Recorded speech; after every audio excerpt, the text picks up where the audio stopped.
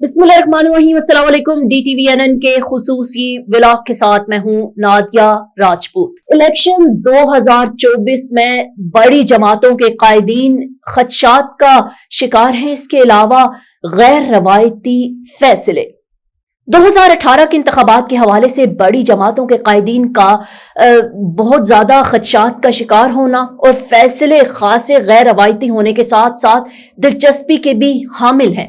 मौलाना की जानिब से पहली मर्तबा अपने आबाई हल्के से बाहर इलेक्शन लड़ने की ख्वाहिश पर सोशल मीडिया पर इनकी ये मीम भी खासी दिलचस्प है कि इस मर्तबा फतह हासिल करो, चाहे इसके लिए तुम्हें पशीन ही क्यों ना जाना पड़े।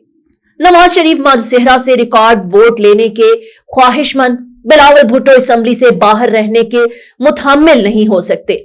3 मर्तबा वजीर आजम रहने वाले मियां नवाज शरीफ 2002 के बाद पहली मर्तबा कौमी असेंबली के ऐवान से बाहर रहने वाले मौलाना फजलुर रहमान और वजीर आजम के मनसब के उम्मीदवार बिलावल भुट्टो ने अपनी रवायती नशिस्तों के अलावा भी दीगर सूबों से इलेक्शन लड़ने की तैयारियां कर रहे हैं।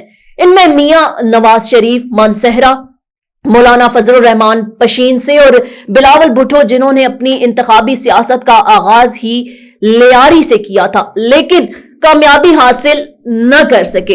इस मर्तबा नाकामी के खौफ से उन्होंने लाड़काना NA 196 जहां से बेनजीर कामयाबी हासिल करती थी के अलावा NA 194 कंबर शहदाद कोर्ट से इलेक्शन लड़ने का फैसला किया है। गैर जानिबदार तजिया निगारों का मानना है कि मियां साहब का मानसेहरा से इलेक्शन लड़ने का फैसला इस हवाले से भी इंतहाई मौजू है कि उनके इस फैसले का मकसद महज इंतखाबी जीत नहीं बल्कि इस हल्के से रिकॉर्ड वोट हासिल करना है जो उनकी मकबूलियत के दावों की तस्दीक के मुतरादिफ होंगे।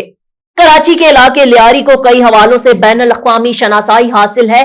बेनजीर भुट्टो और आसिफ जरदारी ने भी यहां से इलेक्शन लड़े, जबकि बिलावल भुट्टो जरदारी ने अपनी इंतखाबी सियासत का आगाज भी लियारी से ही किया था।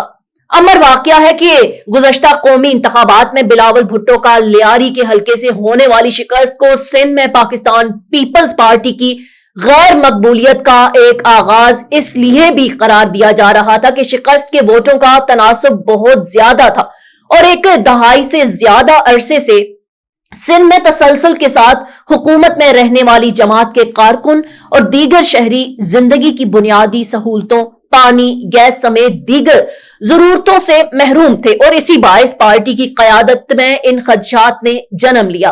बिलावल भुट्टो जो 1.5 साल तक वजीर खारजा के मनसब पर फाइज रहे और अब नए इंतखाबात में वजीर आजम बनने के उम्मीदवार हैं, अगर इस मर्तबा इन्हें शिकस्त हुई तो इनके सियासी मुस्तकबिल पर सवालात पैदा होंगे। ये सियासी खौफ भी इन्हें लाहक था कि बिलावल भुट्टो जिन्हें लियारी की नशिस्त पर हल्का NA 246 में तीसरी पोजीशन हासिल हुई थी, पहले नंबर पर PTI और दूसरे नंबर पर पाकिस्तान तहरीके लब्बैक थी। बिलावल भुट्टो ने इस हल्के से 40,000 से भी कम वोट हासिल किए जो सबकत ले जाने वाले 2 उम्मीदवार को हासिल होने वाले दोनों के तनासुब से बहुत कम थे। जमीयत उलमा इस्लाम के सरबराह मौलाना फजलुर रहमान ने जिला पशीन में कौमी असेंबली के हल्का NA 265 से भी कागजात नामजदगी जमा कराए और ये पहला मौका है कि मौलाना फजलुर रहमान अपने सूबे KPK से बाहर के किसी सूबे से इंतखाब लड़ेंगे। उम्मीद है आज का व्लॉग आपको जरूर पसंद आया होगा। इसी के साथ नादिया राजपूत को दीजिए इजाजत। अल्लाह हाफिज।